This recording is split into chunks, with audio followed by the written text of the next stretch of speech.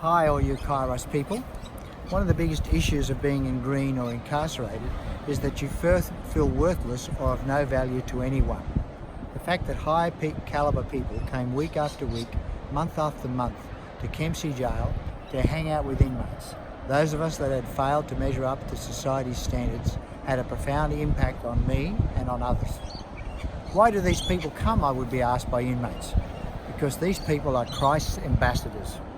I would answer them, sent by him to remind us that we are not forgotten, that we are still greatly valued and so loved by our Creator God that he has sent these people in week by week, especially so that we could be restored through friendship and accepting his redemptive plan for our lives as they explained it. You're joking, would be the inmate's response. How do you know that?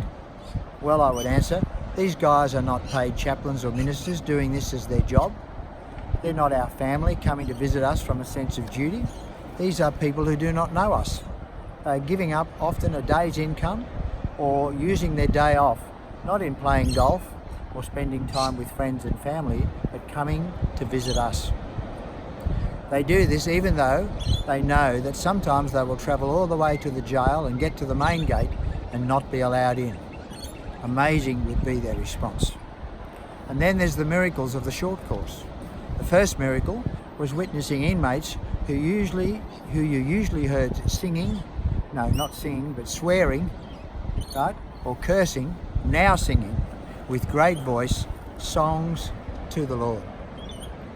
Second miracle was observing the impact of the frontline short course team had on the inmates as they lovingly ministered to and befriended them, and the way during the week they worked together smoothly as a team. A spirit of unity was evident as they interacted together. One sensed the Spirit of God was with them. You were the pleasing aroma of Christ to us. The third miracle was receiving letters from the Kairos team background crew, those that we would never meet or be able to visit. And they wouldn't be able to visit us, but they sat down to write a letter to me and others in green. To go back to your cell at night and read 70 odd different letters to you is both mind-blowing and chain-breaking. Some guys don't get a letter from anybody. So to have God seemingly personally communicating to them and speaking directly to them through letters was a big impact, and it pierces the hardest heart. The fourth miracle has to be the home-baked biscuits. Just the fact that they get into the place and are then distributed without fights breaking out should be enough. But the main part of the miracle was telling inmates back in our cells at night who gave us the biscuits and that they were freely given.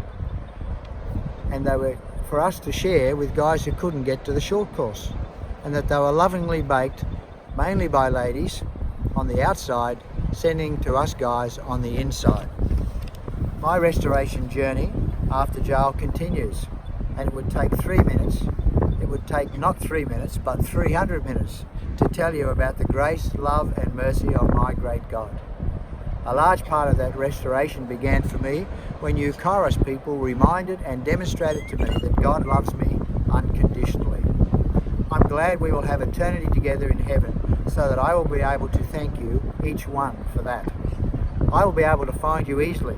You'll be the one with lots of stars in your crowns that the Master will give you when he says, "Well done, my good and faithful servants." May God continue to bless you this weekend. Sincerely, Paul MacArthur.